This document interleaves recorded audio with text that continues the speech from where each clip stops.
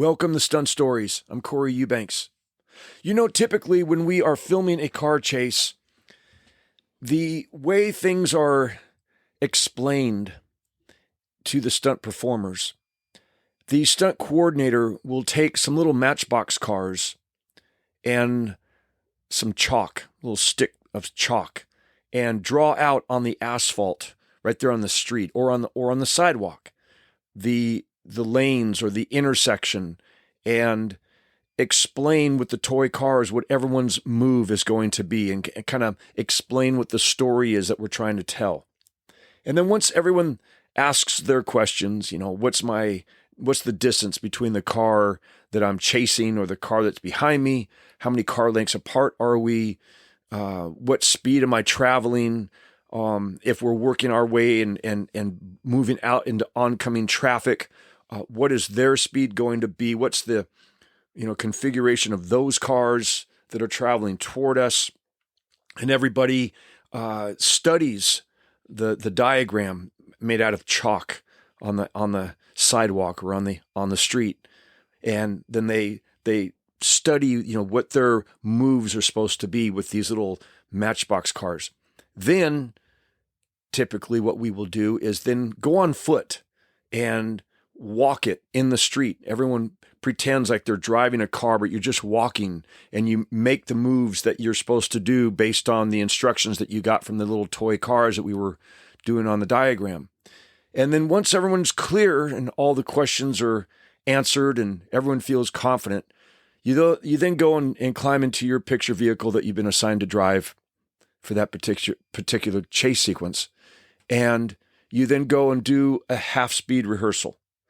And if everything goes smooth with a half-speed rehearsal, depending on who the stunt coordinator is, you might bump up to a 3/4 speed rehearsal, or they might just say, hey, let's do a full speed rehearsal. Or many a time we've been asked, or I've been asked, how do you guys feel about, doing a full speed rehearsal, and we're going to go ahead and shoot it? And that's basically another way of saying, hey, are you guys ready to film this? And that's typically how it works. And it's always nice to have that, that procedure where you just kind of gradually work up into it. But unfortunately, that's not always the case when you're doing car stunts. There are those times and situations where it doesn't permit you to do a half-speed rehearsal or a full-speed rehearsal, and you have to just go for it. You have to just trust your judgment, and you have to just go for it. I'll give you an example of what I'm talking about. Years ago, I did a Pontiac commercial for Chuck Pacherny, and I had to jump this Pontiac GT off a barge onto a barge from this pier. And we were down in Long Beach area, and Long Beach, San Pedro. And I had to race this GT down the pier and then jump off about close to 100 feet to land onto this garbage barge that they had cleared off. So it was just a big steel platform, and they'd put some other stuff on it for me to crash into just for the visual effect of it, but it didn't have a bunch of garbage, but they had some stuff for me to crash into once I landed. And this was one of those things where you go, okay, I see the jump ramps. I know the specs of the jump ramps. I know how high they are, how long they are, approximately what it's going to do to the vehicle. That I've never jumped a Pontiac GT before. It's not it's not a car that I had been jumping 5 days a week for 4 years. It was going to be my very first time jumping that little car off these jump ramps that were not my jump ramps. There was somebody else brought them down. And I wasn't really sure that it was 100 feet to the barge. We were kind of just eyeing it and kind of guesstimating. But the thing that was a little nerve-wracking was the current in the ocean that was causing that barge to want to drift. And it wouldn't just sit there parked out in the ocean directly in front of the ramp, the pier that I had to jump off of, and off the ramps. It would want to just start drifting, kind of turn itself to a 3/4 degree angle and then start to drift, and kind of a left to right progression. So what we had to do was this tugboat would push this barge a little bit more, well, even though it was the ocean, I will call it upstream. So I think you understand what I mean. Up the current. It would push it a little bit further up to the left. When I'm facing the jump ramp, as I was saying, it would want to float kind of a left to right progression. So the tugboat would push it further up to the left. And then the tugboat would move out of the way, and we would count how many seconds it would take that barge to float downstream, even though it's in the ocean.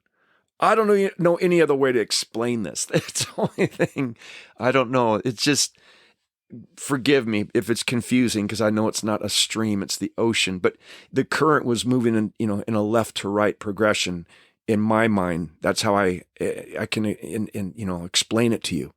And this barge would take about 7 seconds until it ended up right in front of my jump ramps.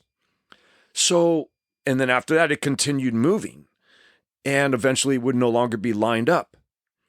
It would continue going off to the right and float away. So we thought, well, gosh, how are we going to do this?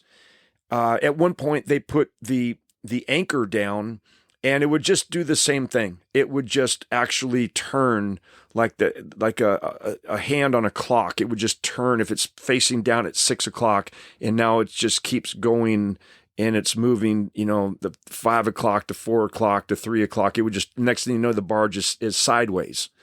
So we thought the best thing to do would have this barge just float on by. We did a couple of tests with it, and it was approximately 7 seconds. So my game plan was to start at the jump ramps, drive away from the jump ramps at the speed that I wanted to hit the jump ramps, and I would drive for 7 seconds and find a landmark, which I did. It was there was this pole that was there on part of just off the pier. And I said, okay, I will start there. And when I take off, it takes me approximately 7 seconds to get to my jump ramps. And if they release the barge at the same point, at the same time, and if the current is still at the same strength and speed to push or drag that barge, downstream, it will line up. Again, this is one of those things that, as a stunt performer, sometimes you are put into these situations that you cannot control and you cannot really rehearse. You just have to have that instinct. You just have to go for it. You just have to say, hey, if it doesn't feel right as I'm approaching, if it seems like my timing is off, I got to either try to adjust or I have to abort and just, hit the brakes and stop. So we lined up that ramp, the barge, and I lined up, where I was on the pier and facing the ramp. And I was nervous. I wasn't very comfortable with this situation. And I knew that I had some safety divers that were going to be in the water in case I hit the barge and skipped off and went into the ocean. There would be some safety divers that were going to rescue me. And it was nerve-wracking, because as they called action and I took off, I'm looking at the ocean, and I'm seeing my jump ramp and just the ocean in front of me, and off to my left, I see this barge that doesn't really look like it's moving very fast at all. But as I got closer and closer, it started to line up. I remember I did let up a little bit because I thought I was going to be too soon. I was going to be too early. And then for a beat there, I thought, oh my gosh, I'm a little bit late, and accelerated again and hit the jump ramps, flew through the air and landed right on it. Skidded to a stop, and I was thrilled to have pulled off that stunt and have had it now behind me, because it was definitely a nerve-wracking situation for me. I have always said that handlebars are dangerous. And what I mean by that is handlebars that are on a bicycle or a motorcycle or anything that has handlebars, you're cruising for a bruising. You're just going to get, it's inevitable. You're going to get hurt. Those handlebars, motorcycles are dangerous. And I grew up, racing and riding motorcycles, motocross, and have had my share of wrecks, and I know all about it. And I know enough to say, hey, I'm not that good on a motorcycle to be promoting myself, to be doing motorcycle stunts. But I've done quite a few motorcycle laydowns, motorcycle jumps, head-on collisions into cars. I did that with Russell Solberg on a Hunter episode. But the most challenging motorcycle stunt I had to do was on a movie of the week that was called Blood Ties. And I was working for a stunt coordinator named Ed Ulrich, who is unfortunately no longer with us. Ed decided, apparently, to take his own life. And for whatever reasons, I'm not really sure. This man had a phenomenal career. He advanced so quickly in the stunt industry, it was mind-boggling. He had only been in the industry for about 5 years. And I believe he came out to California from Pittsburgh. And he, within a few years, earned himself a great reputation as a real tough stuntman, and was incredibly talented. And then he became a stunt coordinator, and then started directing second unit. I mean, his career was just escalating so fast. It was amazing. And a lot of the other stunt guys were very envious of him. But for some reason, some of his inner demons got the best of him, and he ended up taking his own life. But one of the projects that we worked on prior to him taking his own life, as I was saying, was this movie of the week called Blood Ties. And in this movie of the week, I was doubling a young actor on a CR250 motorcycle, and he had no helmet. None of the actors were wearing helmets. And I had to jump this motorcycle and head on into a van, and Ed Ulrich was driving the van. And the story we're telling is that these two guys are playing chicken. The guy on the motorcycle is going straight for the van. The van's like, oh yeah, well, I'm going to kill you because I'm in a van, you're on a motorcycle. And they're going head on toward each other. And at the last second, the motorcycle swerves off to the left, and there's a big pile of debris, and hits this jump and throws the motorcycle into the windshield of the van, which kills the driver. And then the vehicle swerves off and hits a pipe ramp and flips over. That's the sequence that we're going to shoot. That's the thing that's on our schedule for the night. And we had done a whole bunch of lead-ups to it, and, long lenses compressing that these two, the motorcycle and the van are coming toward each other.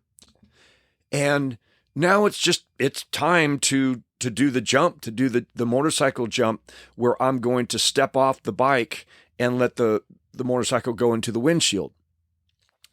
But in order to do that, we had built this jump ramp that was kind of like a banana ramp. It curved and went off to the right.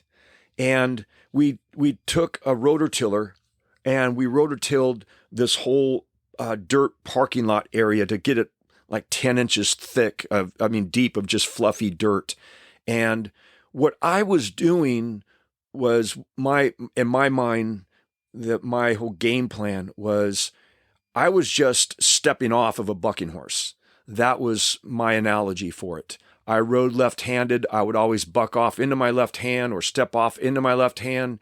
And so I thought, well, as soon as my motorcycle starts to go up that banana ramp, I'm just going to step off to the side and land on my feet, even though I would be landing backwards, and then go to my butt and do a back roll onto my shoulders and onto my stomach. And it worked out great when I was doing my rehearsals. And actually, it was quite comfortable, to tell you the truth. Letting the bike go and stepping off and going into that 10-inch thick, fluffy dirt. It's kind of like jumping onto your bed. I mean, it didn't hurt at all. It was going to work, and I felt very confident with it. And because I was going at a very low speed, I was going maybe 15 miles an hour when I was doing those rehearsals. And I did it, I think 2 or 3 times. I think I did it twice. I think, yeah, I stepped off that motorcycle twice. And then I remember telling Ed, I felt comfortable. Let's do this. Well, as we did the rehearsal with Ed, now lining up with the van, as I would make my move to my left to line up with my jump ramp, Ed was moving the van because he's approaching me. He was moving the van to his right to maintain that stack up so it looked like we were still going to hit head on. But that's not what we want. He needs to stay in his lane. So at the last second, when I move to my left and the bike hits the banana ramp, it will launch the bike in a left to right progression, throwing it right into his windshield. And that's where the bike was going when I was stepping off into the dirt. So why he kept moving to his right was kind of a mystery to me. And so I went up to his window and I said, Ed, you keep moving over to your right, but if you do that, you're gonna hit me, and you need to stay in your lane. He goes, oh no, I'm going to on the day. I'm going to, yeah, on the day. I'm just doing that for camera. And I said, you're doing that for camera, but on the day, shouldn't we be rehearsing exactly what we're going to be doing? He goes, oh yeah, let's do it again. So we go to do another rehearsal. He does the same thing. He does the exact same thing. As we come toward each other, now I'm traveling about 25 miles an hour. He's doing about 30. Okay, so you could do the math. And, we're looking at a 55 mile an hour head on if he hits me. And I don't know why he did the same thing. As I'm approaching him, I see his headlights coming at me, and I see my marks in the dirt from my previous rehearsals where the ramp is. And we had a little light that was shining on the ramp, because that night where the jump ramp was, it was kind of a dark pocket. And so we had to have a little key light so I can see the jump ramp. And as I would swerve toward it, he'd move over again to his right. And I'm like, doggone it. And I rode my motorcycle up to him. I said, Ed, I go, you keep moving over. He goes, I'm not going to on the day, Corey. I go, but it is today. Today is the day, Ed. And now the first AD comes up to us and goes, guys, we're starting to lose our night. We're starting to lose the night. We got to go. We don't have much time until it's sunup. Do you guys need to do any more rehearsals, or can we? And I'm like, nope, I'm good to go. And Ed goes, yep, I'm good to go too. Let's do it. So I get back to number 1, and I'm a little crossed between nervous and angry, and still confused. And I remember I looked back at one of my fellow stuntmen that was working with me that night, a guy named Matt McComb. Very, very talented stuntman, very experienced on motorcycles. And just in my kind of kidding around sense of humor, I go, he's going to hit me, isn't he? And and Matt McComb looks at me and nods his head. He goes, absolutely yes. And I didn't really believe him, but that's exactly what happened. They called action. I took off. We did the head on. I'm playing chicken with him. He's head on with me. I now have to take my eyes off of Ed to find my ramp. I make that move, that adjustment. I start to go toward the ramp. I look up in front of me. He moved over again, and he's coming straight toward me. And I go to step off my motorcycle. He takes out the jump ramp and hits me with the front grill. And I went cartwheeling through the air and landed. And where he hit me, he kind of like batted me the other direction. So I didn't get into the soft dirt that was so comfortable to land in. I landed on a hard section of the dirt road, and it popped my shoulder out. And I thought that I had broken my leg because my leg hurt so bad, but it ripped my rotary cuff. It tore my bicep off my arm, and my shoulder was just dangling there. And I was laying there in excruciating pain. And they loaded me up in the ambulance to take me to the hospital, pop my shoulder back in. And I remember later that morning, I got out of the hospital, and someone from the production company had come to get me and took me to my car in crew parking. And when I got into my car, I called my wife. Her name was Tammy, my first wife. And the first thing out of her mouth was, "How bad are you hurt?" And at first I thought to myself, "Oh, are you kidding me? Did the production company call my wife to let her know that I got hurt? That's not right. They shouldn't do that, get her worrying about." And I go, "How did the production company call you?" She goes, "No, nobody called me. Tyler," now my daughter at the time, Tyler was only 3 years old at the time. She said, "Tyler came into my room in the middle of the night and said, 'Daddy's been hurt.'" I don't know how my daughter knew that her daddy had gotten hurt, but I don't know, how kids pick up on stuff like that. But that was a very, very weird and very disturbing night for me, that all of that happened. And that's when I said to myself, "You know what? Those damn handlebars are dangerous, and I'm just going to stay off motorcycles." So from that point forward, anytime someone would offer me a motorcycle stunt, I'd either lie and tell them I was already working, or I'd say, "You know what? I'm not your motorcycle guy. Get somebody else." There's a lot of very, very talented motorcycle riders out there in the stunt business. Get one of them. I believe it was about a week or two later, I ended up working for a man named Jim Arnett.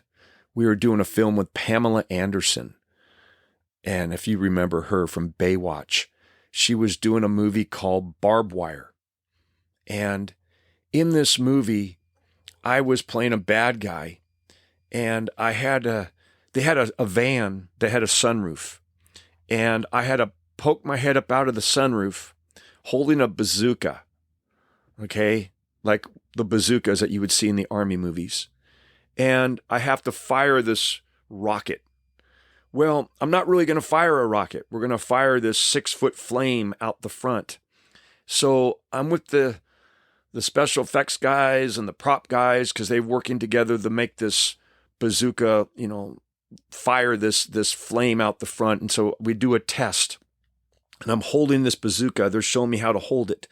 And I then go ahead and pull the trigger for the rehearsal to fire the flame so we could see how it reacts and what it looks like. And sure enough, this flame shoots out 6-7 feet straight in front of me.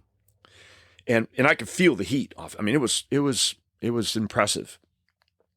So now I climb inside this van, and we've got a camera truck that's leading us with the cameras on it, shooting back.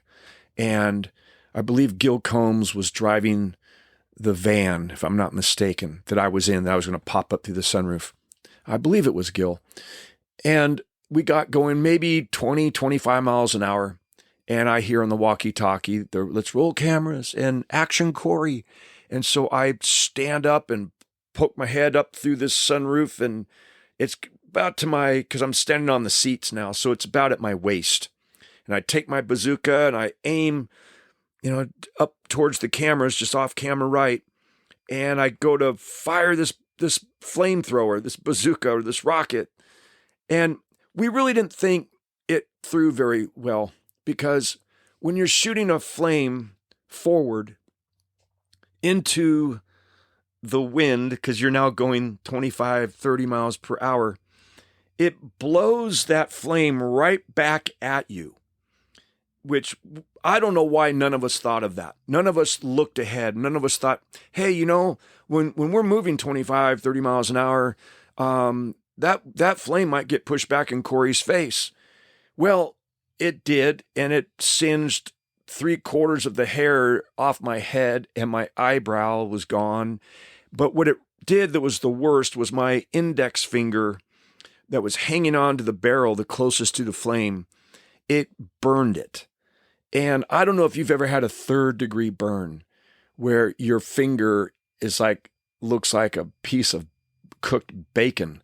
It was just excruciatingly painful. Anybody who's been burned can tell you it is. I can't even begin to come up with anything else that would be more painful than being burned. And if you haven't, you can't fathom how it's just unbelievable how painful being burned is. And when that happened and I jumped out, I ran over to the craft service table, frantically looking for a cooler full of ice and ice water so I could put my hand in it. and to keep it, try to cool it down. And the medic came to look at it and, oh yeah, you've been burned. You got to go to the hospital. So I went to the Sherman Oaks Burn Center, and they put this white pasty stuff. I forget what it called. I mean, it was the best. This stuff just killed the pain. Like 80% of the pain immediately went away when they put this pasty white stuff on it. I forget the name of it, but it was just heaven sent. It was the best. And then they put this wooden, like a tongue compressor, like a big thick popsicle stick, and they put that on my finger, and they wrapped my finger with gauze, and then they taped that on so I couldn't bend my finger. So I get released, and they're telling me, you're going to have to come back in a few days. You're going to have to cut that skin off, and we're going to have to do a skin graft. And I'm like, well, I'm still working on this movie. And I reported back to work the next night because I had to do a pipe ramp.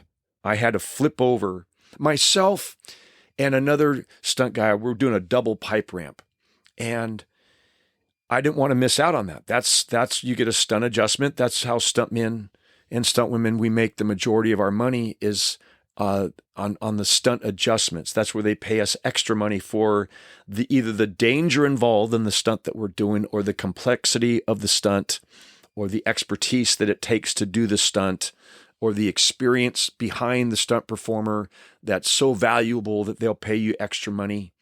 And yeah, producers, they're not just throwing money out at the stunt performers. I can guarantee you that. There's a lot of times that we are grossly underpaid for the stunts that we perform. And there were some times I would admit that we were overpaid because it wasn't quite that dangerous, but yet it took some finesse and expertise and some experience to execute the stunt. So it's really debatable. It's really, every stunt is different. But with the pipe ramp that I was doing with this vehicle, it was a Chevy Blazer. And I was hitting this pipe ramp, which was 5.5 feet tall, about 14 foot long. And it's designed to flip a vehicle, 25, 30 feet in the air, the nose of the vehicle, and rotate it to spin it like a football. And then it comes crashing to the ground, whether it lands on its side or on its rooftop or on its wheels or on an edge, and it snap rolls and rolls a few times. That's always a mystery until it actually happens, and you have a full roll cage inside to protect you. But this was the first time I was doing a pipe ramp where I had a finger that was now swelled up the size of a cucumber, and with this popsicle stick taped to it that I can't bend it. They didn't, when you get that burn and you get that sack full of that liquid that's trying to protect the rest of your skin, it was gross. I mean, I couldn't believe how big my finger had got. And so anyway, I had, Gil Combs helped me get strapped in, and a couple other stunt guys. And I'm just, thinking, hanging on to my steering wheel with my index finger sticking straight out, just thinking, just don't bend my finger. Just hang on, with my other 3 fingers and my thumb. And with my right hand, I had all my fingers. But when you get going towards the ramp and you've done as many pipe ramps as I have done, you know that you're in for quite the jolt. It's going to be the impact, and you want to be able to try to brace yourself as much as you can.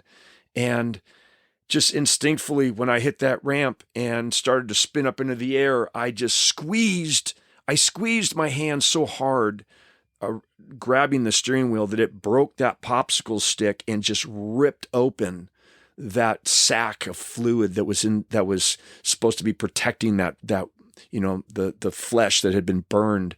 And that just made matters worse. That didn't oh my gosh. I remember when that feeling came, and I thought, wow, I'm not as tough as I thought I was. That was just, and I know I keep using the word excruciating. It's because I can't come up with another word that's would explain something that was more painful, but it was just, excruciating, in all uppercasing, like a 36 font, bold letters, just excruciatingly painful. And then a couple days later, I went back to see Dr. Grossman at the Sherman Oaks Burn Center, who was just shaking his head. He said, "I can't believe that's what you did. That was ridiculous. You never should have done that." So I am now getting the happy gas for surgery. And when I get put on the happy gas and, I say things I shouldn't say. And I didn't know that I had said this to the doctor until I returned a week or so later after they did my skin graft. See, they took some skin off of my forearm, and after they had cut the skin off my finger, and they shaved a layer of skin from my forearm to graft onto my finger. And I got back to the to the doctor's office, and one of the nurses, she was smiling, and the other nurse kind of giggled, and I could tell they were up to something. "What's going on?" They're like, "You don't recall what you said to Dr. Grossman, do you?" I said, "No, what did I say?" He says, "Well, he was explaining to you that, they're going to take some skin for the graft, and you asked him, 'Well, where are you going to take the skin from, doctor? Are you going to take it from my ass?' And Dr. Grossman said, 'No, Mr. Eubanks, we're going to take it from your forearm.' And you said, 'Well, why are you reaching all the way up to take it from my forearm? Why don't you just take it from this finger?' And I flashed him the middle finger." I don't remember doing that. Now, I'm not denying it, because that is something I would do. But these two nurses were like confirming with me, "Yes, that's exactly what you did." So then when Dr. Grossman came into the room and he's, "How you doing today, Corey? How you feeling?" I go, "I'm feeling like I owe you an apology." That's how I'm feeling, because I didn't know that I had flashed you the middle finger. And he says, "Yes, it was quite comical." He goes, "I actually appreciated it." And hey, I hope you've appreciated me sharing these stories with you today. Again, if you could please consider subscribing, that would be great, and help spread the word by telling your friends about stunt stories. God bless you. Have a great day.